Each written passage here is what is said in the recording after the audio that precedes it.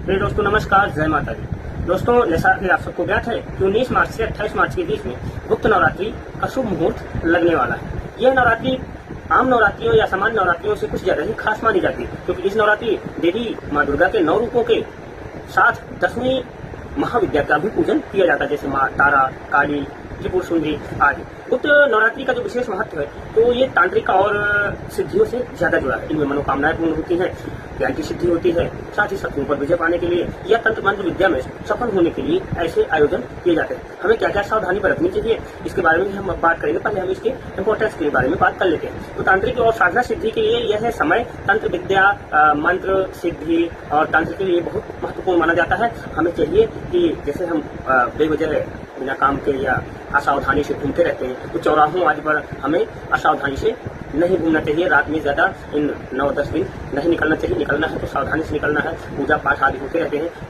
इस नवरात्रि में जो पूजा होती है वो जितनी ही गुप्त रखी जाती है उसका फल उतना ही ज्यादा होता है, तो थोड़ा सा सावधानी बरतना चाहिए। वहीं गोपनीय पूजा जैसे आपको बताया ही हमने, 10 महाविद्याओं की भी पूजा की जाती है। इस दौरान माँ काली, तारा, त्रिपुर सुंदरी और भुवनेश्वरी, साधवती, बगलामुखी, मातंगी और कमला माता की साधना, इन 10 महाविद्याओं की साधना की जाती है। और ये विद्या, ये साधना शत्रु के नाश और मनोकामना की पूर्ति के लिए की जाती है। इससे आंतरिक शक्ति का भी जागरण होता है। माता के सभी शक्तिशाली जो मंत्र हैं उनका उच्चारण करना चाहिए।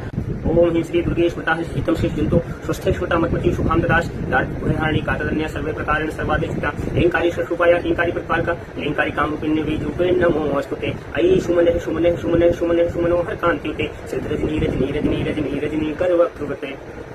अगर ये भी संभव सुलभ नहीं है तो ओम श्री दुर्गाय नमः, ओम श्री दुर्गाय नमः, क्योंकि माता जगत जननी माता स्वरूपणी है। अगर माँ कह के पुकारा जाए तो तुलसीदास जी ने बजरंग बाण में जैसे लिखा है कि पूजा जब तक नहीं मचाना नहीं जाना प्रभुदास तुम्हारा, तो हम कह सकते हैं कि पूजा जब तक नहीं मचाना नहीं जाना मालाल तुम्हारा। और एक माँ कभी भी अपने बच्चे का अहित नहीं करना चाहती, चाहे वह अज्ञानी हो और चाहे ज्ञानी हो। दोस्तों धन्यवाद, जय माता दी।